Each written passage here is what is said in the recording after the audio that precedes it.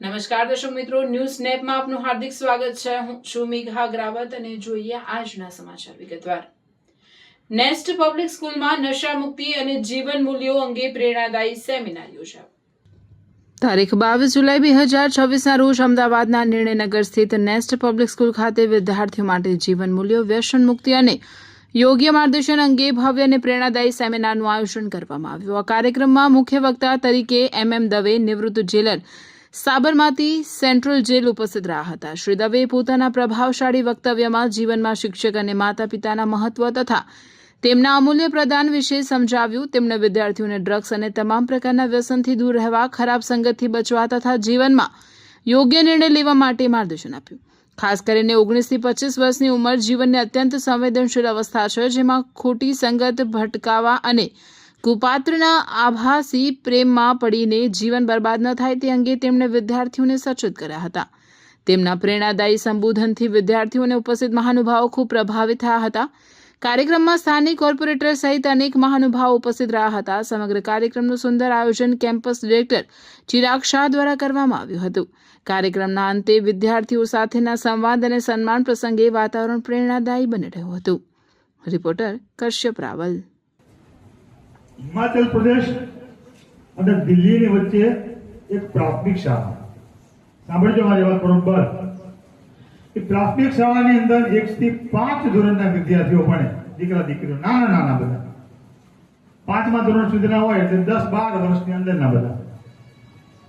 એ સ્કૂલની અંદર તમારે જેમ બધા ભણે અને રિસેસ પડે એટલે બધા છોકરા, તમે કેમ બહાર હમણાં નીકળ્યા હતા એમ બધા બહાર નીકળે અને પછી કોઈ નાસ્તો કરે. એમાં બે કેન્ડી વાળા ઉભા રહે સ્કૂલના કમ્પાઉન્ડમાં, ને બધા છોકરા એક કેન્ડી વાળા પાસેથી કેન્ડી લે. આ વાસ્તવિક ને બનેલી ઘટના કહું છું તમને, હું કોઈ કથા વાર્તા નથી. અને બધા જ એક કેન્ડી વાળા પાસે કેન્ડી ખાવા જાય તો એક સમય 5 દિવસ, 15 દિવસ, મહિનાની અંદર પરિસ્થિતિ એવી થઈ કે બધા જ સ્કૂલના બાળકો, એકાદ 100-150 છોકરાઓ એક જ કેન્ડી વાળા પાસે કેન્ડી ખાય. બાજુમાં બીજો કેન્ડી વાળો ઉભો હતો, એક જ ભાવમાં, એક જ ક્વોલિટી, તો પણ એની પાસે કોઈ કેન્ડી ન થાય. અને એક જગ્યાએ ટોળા વળે, અંકલ મુજે દો, અંકલ મુજે દો. સ્કૂલના શિક્ષકો બાળકોને સમજાવ કે બાજુમાંથી નહીં, વો અંકલ કી કેન્ડી अच्छी है, वही हमको खाना.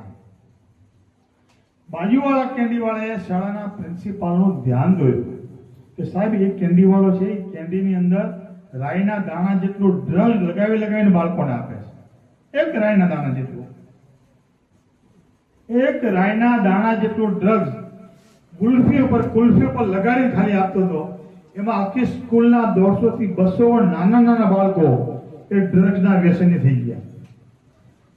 પછી પ્રિન્સિપાલે પોલીસનું ધ્યાન દોર્યું. પોલીસ આવી અને એની કેબિન ચેક કરી તો અંદરથી આટલું બધું ડ્રગ્સ મળી આવ્યું અને પોલીસ એને પકડીને લઈ ગઈ.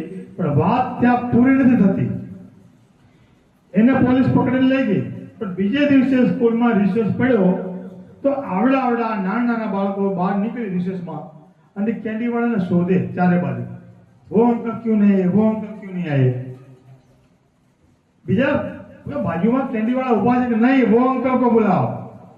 100 જેટલા 150 જેટલા બાળકો એ કુલ્ફી વાળાને યાદ કરીને હાજર નહોતો તો જોરથી રડવા માંડ્યા, ચીસો પાડવા માંડ્યા, ધૂળમાં આરોટવા માંડી ગયા કે વો અંકલ કો બોલાવો, વો કેન્ડી हमको ખાની. આ છે ડ્રગની અસર. છોકરાઓ સ્કૂલમાં, ક્લાસમાં પાછા ન જાય અને રડે બધા. પછી શાળા પ્રશાસન વાળા મૂંઝાણા તો એના વાલીઓને બોલાવ્યા. 100 જેટલા વાલીઓ આવ્યા, મીટિંગ કરી, પ્રિન્સિપાલે સમજાવ્યું કે આવું બધું હતું.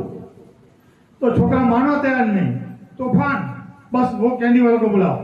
પછી છોકરાઓને 100 જેટલા બાળકોને શાળામાંથી ઉઠાડી લીધા સ્કૂલ લિવિંગ સાથે અને 100 બાળકોને 8 મહિના સુધી મેડિકલ સારવાર આપવી પડી. અને સારવાર દરમિયાન ડોક્ટરને મા બાપે દવાખાનામાં સુતા કે કેન્ડી લાવી દો, અમને કેન્ડી લાવી આપો. ધ્રુજે આખા શરીર, આંખો કામ ન કરે, શરીર કામ ન કરે, ભૂખ ન લાગે, ઊંઘી ન શકે. અને આખા પ્રકરણની વાત તો ત્યારે આવે છે કે એવા નાના બાળકોએ, 4 થી 5 બાળકોએ હોસ્પિટલમાં 6થા માળેથી નીચે પડીને સુસાઇડ કરી લીધો નાના બાળકોએ. હું કહેવા એમ માંગુ છું કે નાના બાળકને એક રાયના દાણા જેટલું ડ્રગ્સ વ્યસન જો આટલી અસર કરતું હોય તો તમને કોઈ ચામાં કે કોફીમાં દરરોજ ડ્રગ પાય તો શું દશા થાય? મિત્રો, સતલાસણામાં પણ કોઈ ચાની કીટલી ઉપર સવારે અને સાંજે અને મોડી રાત્રે જો 5-25 નું ટોળું તમને દેખાતું હોય, બાજુમાં 3 હોટલ હોય ને એક જ હોટલમાં જો ટોળું દેખાતું હોય તો માનજો કે એમાં ડ્રગ છે.